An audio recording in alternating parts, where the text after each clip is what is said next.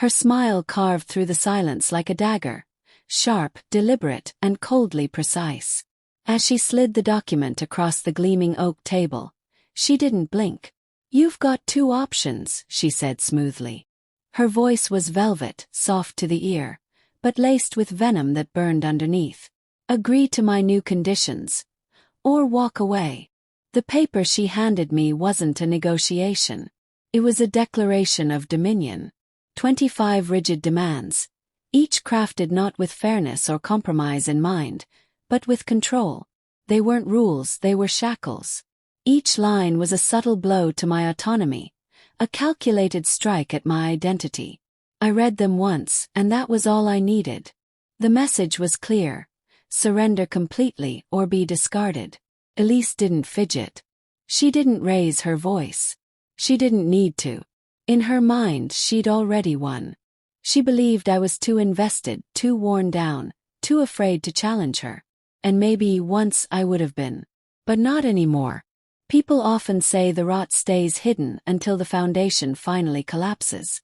That's a comforting lie. The truth. The cracks were always there.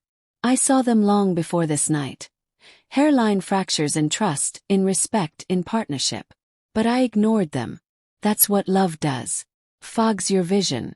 Convinces you that red flags are just quirks. That manipulation is passion. That control is care. When I met Elise, she was warmth in the dead of winter. Her laughter lit up the dull corners of my life, and I let that light blind me. I gave her everything, my trust, my time, my plans. I believed I'd found a teammate, confidant, soulmate. I was wrong. I hadn't married a partner. I'd tethered myself to a tactician, charming on the outside, but meticulous in domination. Her strategy was gradual. First, my friends drifted away. Little hints from her. "They don't really support you," or "Don't you think they hold you back?" worked like acid on my connections. Then my decisions started to feel filtered, run through her as if she were quality control for my own life. My dreams, my ambitions, my voice. All eroded, replaced with hers. By the time I realized the cage I was in, I could no longer see the door. And then came the document. 25 commandments. Rule 1. No questioning her financial decisions. Rule 2. Mandatory weekly evaluations. She'd decide if I was fulfilling my role as a husband. Rule 3. No time alone with female friends or co-workers unless pre-approved by her. The list spiraled downward into a blueprint for subjugation. She thought she had me cornered, and I let her believe it. I didn't protest, didn't argue, smiled just enough.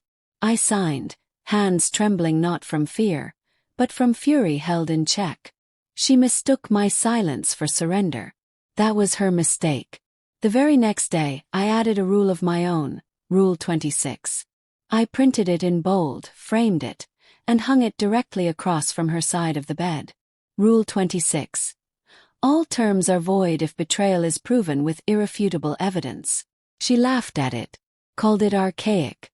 "What is this medieval law?" she mocked. But I saw something flash behind her eyes, a flicker. And that flicker was all I needed. She didn't cover her tracks. Not well. She was so convinced of my submission that she didn't think I'd ever look. But I did. I memorized her passwords she scribbled on post-it notes. I kept the receipts she carelessly tossed. Hotels, restaurants, Uber rides that didn't add up. She'd save numbers under fake names, but her patterns were sloppy. Late-night absences, unexplained meetings, disappearing acts during business trips she never mentioned. I tracked her GPS logs from the car's built-in system. I retrieved deleted messages. I gathered screenshots, pulled bank statements, even security footage from a hotel lobby. 7 long weeks of pretending, of biting my tongue, of smiling at dinners that tasted like ash, of nodding along while she praised herself for her superiority. Each lie she told fueled my resolve. And when my case file was airtight, I planned the endgame. She walked in one evening, her usual self-satisfied smirk intact. Her keys jingled in one hand, her phone in the other. She didn't notice the scent that lingered on her, someone else's cologne. But I did. I was waiting for her at the table, my laptop open, every piece of evidence queued up and ready. "Have a seat," I said, calm as a surgeon. She looked confused, amused even, until the screen lit up. There it was. Hotel security footage. Her, wrapped in the arms of a man I'd never seen before. Their kiss in full view of the camera. Her face drained of color. "You invaded my privacy," she snapped. "This isn't what it looks like. You're imagining things." I didn't argue. I simply turned my gaze to the wall behind me, where Rule 26 hung, framed in glass. All 25 of her demands, reduced to nothing by a single line and one damning video. The panic hit her then. Screaming, crying, bargaining. But it was all just noise. I'd already consulted a divorce attorney, a specialist in infidelity and coercive control cases. The prenup Elise once demanded in the name of security, now turned against her. Its betrayal clause kicked in like a guillotine. Assets reallocated. Property reassigned. She didn't just lose the battle. She lost the war she thought she'd already won. I left that night. Silent. I didn't slam the door. I didn't shout or gloat.